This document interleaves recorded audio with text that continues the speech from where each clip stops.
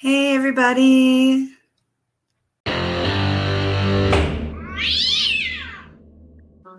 Officer Parks, can you unmute and start your video, please? Alrighty, so calling the matter of State of Georgia versus Donnie Ham, charged in warrant number 2023 WA15897, crossing the roadway at other than the crosswalk. Warrant 2023 WA15898, use of possession of drug-related item. 2023 WA15899, given false name.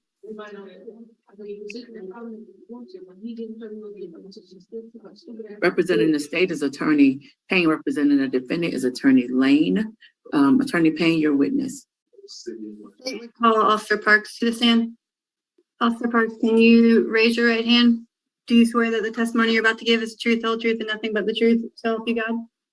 I do. Can you state your name, please, sir? It's Officer Jay Parks with the Clayton County Police Department. And how long have you worked there, sir? Been there about a year and a half. And are you post-certified? I am. Were you post-certified on September 21st of this year? Started out that way. Were you on duty that day? I was. Were you doing traffic enforcement that day? I was on patrol in the area of Highway 138 and Davidson Parkway. Was your attention drawn to a person around 2:55 a.m.? That is correct. I saw an individual kind of zigzagging across the road. Was he walking zigzagging or on a bicycle or? He was walking. He was kind of walking from one side of the road then to the other, back and forth. Was he walking in the crosswalk? No, ma'am. Were there crosswalks available for him to walk in? Not at that part of the road, no, ma'am. You'd have to go up to the next intersection. All right. And did you make contact with that person? I did. And what happened after you made contact with him? As soon as I got out of the car and I said, "Hey, I'm Officer Parks," he started backing away, putting his hands up. He's like, "I don't want a part of this. I just want to be left alone. I just want to be left alone." I'm like, "Well, hang on, stop. You're pedestrian in the roadway. So let me get your name and birthday and we can talk about it." Then he told me his name was, he's not from here. He told me he was from Canada and he immigrated to the United States to do music. And I said, "Okay, well, what's your name?" He said, "It's Justin Bieber." So I asked him his birthday. He gave me the birthday of, I think it was 10/8/96, I believe is what he gave me. And we went through this several more times. He gave me the names of several different celebrities: Justin Bieber, Patrick Mahomes, Lil Baby. I checked all of them on GCIC just to cover myself. Of course, none of them came back. So I at that time, I placed him in handcuffs for providing false name and DOB. Search incident to arrest. Once I got handcuffs on him, he started tensing up and trying to grab at his waistband. I searched his waistband real quick just to make sure it wasn't a weapon, and it was a glass pipe that's commonly used to smoke methamphetamine. I kept trying to get him to give me his name. He wouldn't do it. So finally, I just took him to the Clayton County Jail and was going to have him fingerprinted there. Once we got there, the nurse asked him what his name was, and he told her that it was DJ Ham. Upon hearing that information, I searched RMS with our records management system with the D Ham and his birthday that he gave, and it came up with Donnie Ham, who did have a warrant for his arrest out of Clayton County Sheriff's Office. And just going back just a little bit, when you found the pipe, did you, was there any residue left in there? There was some white residue left in the bottom of it. It wasn't enough for me to field test. That's why he didn't get charged with methamphetamine. What did the residue in the pipe indicate to you? That it was used for what I thought it was used for, which is smoking methamphetamine or some sort of narcotic. There's burn marks on the bottom of the pipe as well. It was wild. Oh, do you see the person that was walking in the middle of the roadway and had the possession of the pipe and gave the false name on the Zoom platform today? Yes, ma'am. He's the white male in the orange jumpsuit. Thank you, sir. No further questions. Mm-hmm. Attorney Lane. Good morning, officer. Did you, when you encountered Mr. Ham, did he, when you're talking with him, did he seem like he was intoxicated? Yes. Did he seem to also have any kind of health problems? No. Okay. With him being intoxicated, did it seem like, was he able to understand your commands and communicate with you? Yes. Due to the fact he was giving me a false name, but as soon as we got to the jail and the nurse asked him, he told her what his actual name was. But with your initial encounter, he didn't give a correct name, correct? He was given all these celebrity names. Correct. I think you left out Drew Brees. Yes, Drew Brees. Yeah, yes, sir. I don't have any further questions, Your Honor. Okay, so the defense attorney is like, well, you didn't give all of the aliases that he lied to you about. You forgot to mention this one. Like, how does that help your client, dude? You're basically giving the prosecution more evidence to charge your client with. Alrighty. Any follow-up, Attorney Payne? No, Your Honor. All right, closing arguments. Yes, Your Honor, the state would just rest on the weight of the evidence from Officer Parks, who testified that he did see the defendant walking in a zigzag fashion back and forth on the road where there was no crosswalk. And in order to cross the road, he would have to actually just go up to a little bit further to the intersection to cross. When he made contact with him, the defendant gave him all sorts of celebrity names until he did get to the jail and gave the nurse his real name. And when he arrested him and did a search into arrest, he did find a pipe on him that had drug residue that, to him and his experience, indicated that it was used to smoke methamphetamines. And the state would just ask that you bind it up to state court. The two names he Alrighty, didn't give. Attorney Lane. Your Honor, we just submit on the testimony. All right, so based upon the evidence presented, we do find a sufficient probable cause to bind these charges over to the state court of Clayton County. That's the order of the court. Your Honor, may I be excused? Yes, have a great day. You too. Let me know who we have next. Yes, Your Honor. The state is ready on Reginald Dupon. If I apologize. What is it? What is the name? Reginald Dupon. Dupiton. Oh, Reginald. Okay. Reginald. Porter's Reginald. Reginald. You said Pickham? Dupon. Dupiton.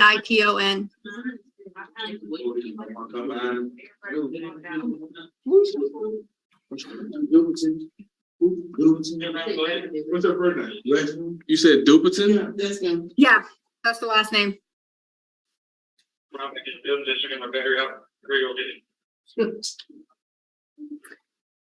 Officer Porter, can you unmute, please?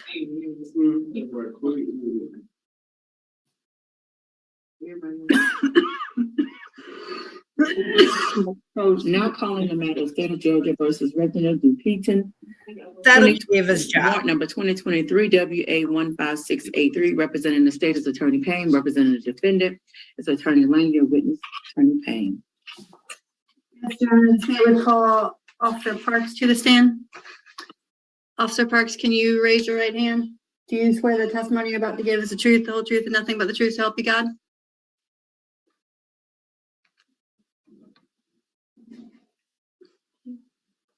Or, right, Porter. No, I said Parks, I meant Porter. I apologize. All right, I do, ma'am. Can you state your name, please? Officer Porter, Riverdale Police Department, badge number 207. Okay, and how long have you been employed with Riverdale, sir? Approximately 2 years, ma'am. And are you post-certified? Yes, ma'am. Were you post-certified on September 16th of this year? Yes, ma'am. Were you on duty that day? Yes, ma'am. Did you have an instance to make contact with the defendant that day? Yes, ma'am. Sorry, Pardon me? I was just clearing my throat. And was that instance because you received a call from dispatch that day? No, ma'am. How did you make contact with the defendant? I made contact with the defendant at approximately 1 a.m. that morning, due to being flagged down by a neighbor that lived in the community where I was patrolling. And in what area were you patrolling, sir? Wait a I minute, was who patrol- is I was speaking? Pardon me? Officer Porter. Officer Porter, you gotta turn on your camera. Give me 1 second. Is it on now? It says it's on the chat screen, but all we see is black. Oh, now we see you. There it is. All right. Okay. All right, continue. All right. And what area were you patrolling, sir? Louis Gomez. If you're not muted. I was patrolling, which is going to be Moss Creek Apartments in the city of Riverdale. And is that in Clayton County? Yes, ma'am. And the neighbor who flagged you down, who was that? Mr. Josh Williams. And what did he flag you down for? Mr. Williams flagged me down because he's seen a gentleman checking door handles and looking in car windows. And when he said one of his neighbors informed him somebody was looking into his vehicle, and that's when he came out and seen the mail. And was he, when you made contact with the defendant, did you bring him back to Mr. Williams to ID him? No, ma'am. I didn't have to bring him back to ID him. So as he gave me the story and was telling me what Mr. Williams did, I proceeded to go on the other side of the complex, because you can actually see Lamar Hutchison, the roadway from there, and he pointed and said that's where he was. So as I came around the corner, Mr. Williams came through the complex and see me make a stop with the defendant, and he identified him right there. Right. And did Mr. Williams know the defendant? No, ma'am. Did he ever indicate that the defendant had any reasons to be pulling on his car door? No, ma'am. Right. And around what time was this at? Approximately 1 a.m. Right. And at the end of your investigation, did you decide to arrest the defendant? Yes, ma'am. What for? Prowling and looting. Why did you decide to arrest him for that? The reason I arrested him for that, because at that time, the residents are all locked in, sleeping for the night. There's nobody else walking around, and it's very odd for you to be walking through a parking lot pulling on door handles. And do you see the man in the courtroom that was pulling on the Mr. Williams door handles on the Zoom platform today? Yes, ma'am. Can you identify him, please? I can't see him on my screen at the moment. When you first logged on, were you able to see him? Yes, ma'am. I love how he gets what was he wearing? closer. The defendant's like, At "Can the night you in see question now?" or today? Today. He had on, if I'm not mistaken, that was orange jumpsuit. Okay. Thank you, sir. No further questions. All right. Attorney Lane. Good morning, officer. Good morning, sir. Did you ask my client, Mr. Dupon, did you ask him what he was doing out there, or try to get his version of what was going on? Yes, sir. When I made contact with him, I asked him basically what was his reasons for being in that neighborhood, and why was he doing what he was doing. He then stated that, he was just walking around, and he was coming to visit a female. Did you ask him, Did you catch his head nod? Oh my gosh. When the officer said he was coming to visit a female, the defendant's like, yeah, I was. Like, chill, buddy. It's not that big of a flex. Specifically about the allegation of him pulling on car doors handles? Yes, sir, which he denied. And then you said that I guess it's a Mr. Williams made the identified my client. Yes, sir. Okay. I'll go there. And with how you far away anytime. was he when he made this identification? Maybe about 10 feet, because he actually walked up on my stop. When I had the suspect stopped right at Lamar Hutchinson, he actually came over to where I had him stopped at. Okay. And this was at 1 a.m. in the morning? Yes, sir. How was the lighting in that area where he was making the identification? It was dark outside, but we were right next to Riverdale Middle School. And right there on Lamar Hutchinson, there is proper lighting out there. Marco. I have no further questions, Your Honor. Okay. 74, 73. Attorney Payne, any follow-up? No, Your Honor. All right, closing arguments, Attorney Payne. Yes, Your Honor, the state would just contend that we met our burden to prove that the officer did have probable cause to arrest the defendant for loitering and prowling, and that he testified that the defendant was out pulling on, looking in cars and pulling on the door handles at around 1 a.m. in the morning in the neighborhood that was not his, and that Mr. Williams was able to identify him as a man who was specifically pulling on his car door handles that he did not know and did not have any reason to be doing. And the state would just ask that you bind it up to state court. All right, Attorney Lane. Your Honor, we would request dismissal based on the officer's testimony that my client denied pulling on any car handles. And so we'd ask that the case be dismissed based on that.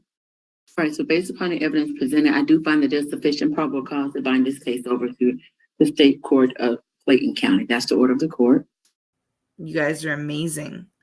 And I really, really appreciate everything. So thank you. I love you all. And I hope you all have a fantastic, amazing, wonderful, great night. Because you've made mine great.